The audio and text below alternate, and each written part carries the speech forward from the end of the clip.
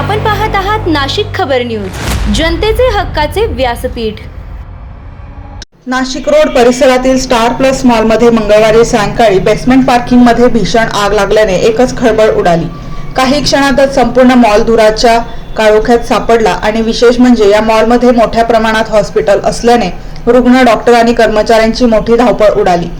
आग लागल्याची माहिती मिळताच नाशिक रोड अग्निशमन दलाचे 2 बंब घटनास्थळी दाखल झाले। मात्र आगीचे रूप गंभीर असल्याने पंचवटी, शिंगाडा तलाव आणि सिडको येथूनही अतिरिक्त बंब मागवण्यात आले।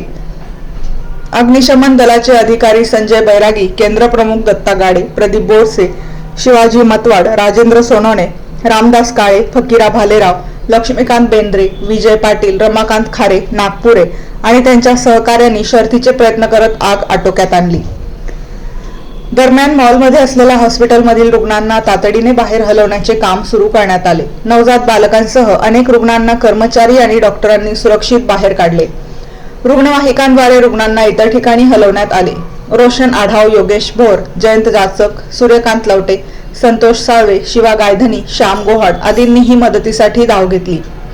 बेसमेंटमध्ये उभ्या असलेल्या वाहनांपैकी अनेक चारचाकी आणि दुचाकी वाहने वेळेत बाहेर काढण्यात आल्याने मोठा अनर्थ टळला।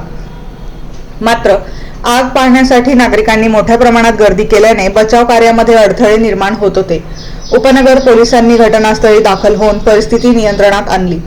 सुदैवाने या आगीत कोणतीही जीवितहानी झाली नाही। मात्र मॉलमधील फायर सिस्टम कार्यरत होती का, तसेच बेसमेंटमधील डिझेल जनरेटर किंवा रुग्णवाहिकेतील गॅस सिलेंडर स्फोट अथवा शॉर्ट सर्किटमुळे आग लागली का, याबाबत प्रश्न उपस्थित होत आहेत।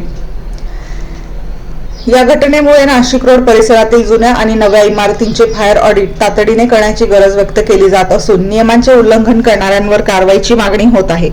दरम्यान आगीचे नेमके कारण काय हे अद्याप अस्पष्ट असून प्रकरणी तपास सुरू आहे।